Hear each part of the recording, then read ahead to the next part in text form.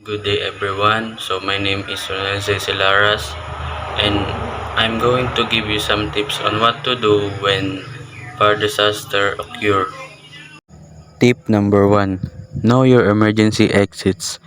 In case of a fire, be familiar with your emergency exits and routes. Tip number 2. Respond to the fire alarm.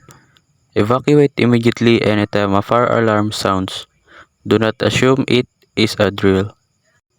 Tip number 3. Evacuate using the closest stairwell. Move quickly and calmly. Stay low and fill the doors before opening them. Close doors behind you to help isolate the fire. Remember, in a fire emergency, do not use the elevators. Tip number 4. Proceed to the assembly point. This is an outdoor designated meeting spot located a safe distance away from the building. Tip number 5.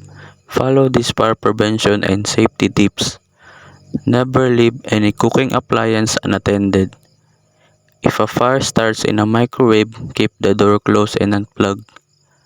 Refrain from using wax candles. Instead, use electronic candles for light or wall plug-ins for smell. Do not cover or hang anything on fire sprinklers or alarms. Tip number 6. Report potential fire hazards. If you ever notice a fire hazard, please report it to the office of the fire department at 911 or 117. If any item is burned, please report it to UMPD at 301-405-3555. Tip number 7 is you need to remember. Know the sounds of the fire alarm.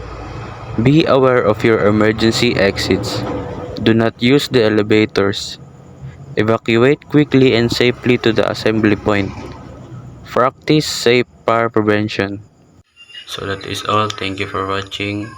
Don't forget the tips I teach you to use when a fire disaster occurs.